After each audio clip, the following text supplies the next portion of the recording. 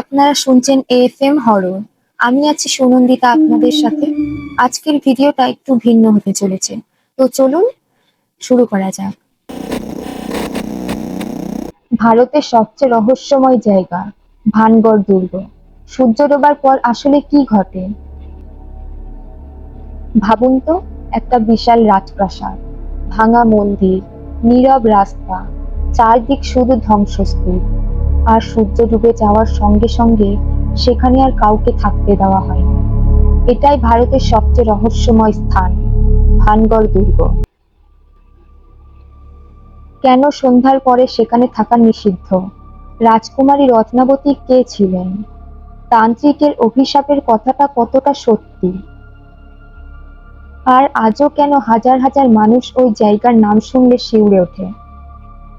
তাহলে ভিডিওটা শেষ পর্যন্ত দেখুন।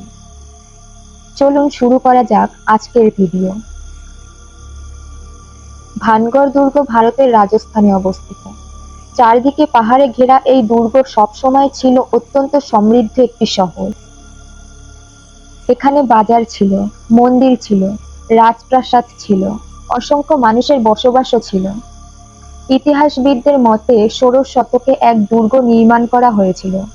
সে সময় এটি ছিল রাজপরিবারের একটি গুরুত্বপূর্ণ শহর। কিন্তু আজ, যেখানে সবসময় মানুষের কোলাহল ছিল, সেখানে এখন শুধুই নীরবতা।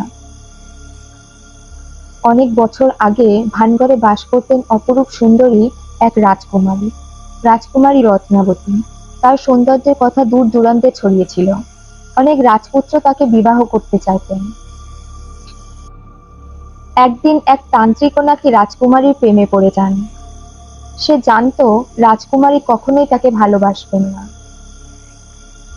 তাই সে কালো জাদুর সাহায্য নেয় এবং একদিন রাজকুমারীর জন্য কেনা সুগন্ধি তেলের উপর জাদু করে দেয়।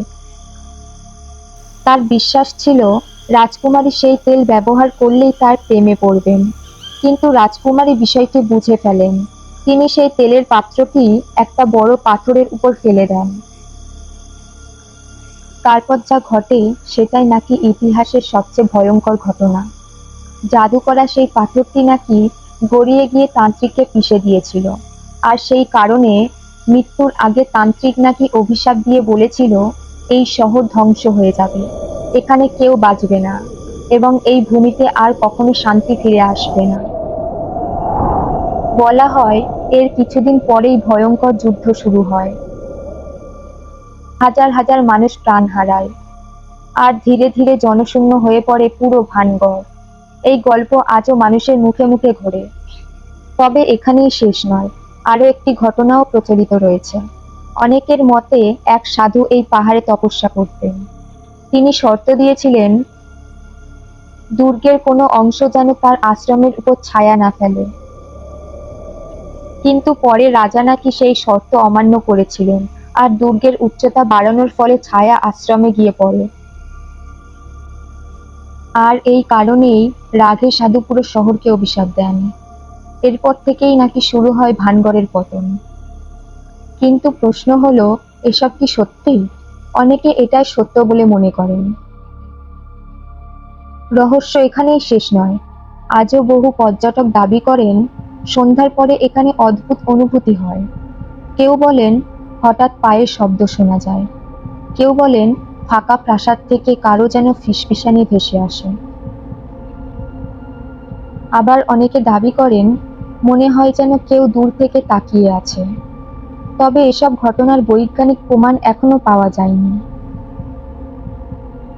মানুষের মানসিক প্রভাব, নির্জন পরিবেশ, বাতাসের শব্দ এবং কল্পনার কারণেও এমন অনুভূতি হতে পারে।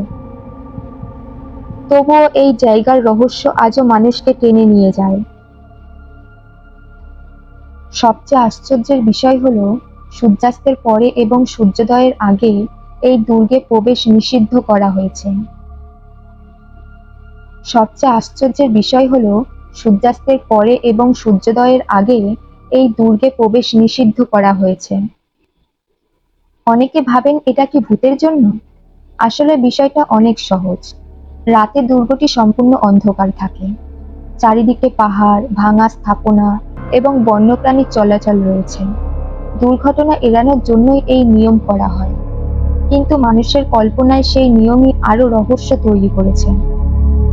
আজও ভানগড় দুর্গে গেলে দেখা যায় ভাঙা বাজার, ধ্বংস হয়ে যাওয়া প্রাসাদ, প্রাচীন মন্দির আর শত শত বছরের পুরনো নীরবতা, যেন পুরো শহর সময়ের মধ্যে থেমে গেছে। হয়তো এখানে কোনো অতিপ্রাকৃত শক্তি নেই, হয়তো সবই ইতিহাস আর লোককাহিনীর মিশ্রণ, আবার হয়তো এমন কিছু রহস্য আছে যার উত্তর আজও কেউ জানে না। সত্যিটা যাই হোক, ভানগড় দুর্গ আজও ভারতের অন্যতম রহস্যময় স্থান হিসেবে মানুষের কৌতূহলের কেন্দ্রবিন্দু। আপনি যদি একদিন সেখানে যাওয়ার সুযোগ পান, তাহলে দিনের আলোতেই ঘুরে আসবেন। আর মনে রাখবেন, সব রহস্যের উত্তর হয়তো পাওয়া যায় না, কিছু রহস্য রহস্য থাকাই হয়তো ভালো। ভিডিওটি যদি ভালো লাগে তাহলে অবশ্যই ফলো করুন, লাইক করে বন্ধুদের সাথে শেয়ার করে দিন। কমেন্টে লিখে জানান আপনি কি মনে করেন, ভানগড় দুর্গের রহস্য শুধুই লোককাহিনী, নাকি সত্যিই সেখানে আজও অজানা কোনো শক্তির উপস্থিতি রয়েছে। পরের ভিডিওতে আমরা নিয়ে আসবো আরো একটি অবিশ্বাস্য রহস্যের গল্প। ততক্ষণ পর্যন্ত সুস্থ থাকুন, সাবধানে থাকুন। আবার দেখা হবে অন্য ভিডিওতে।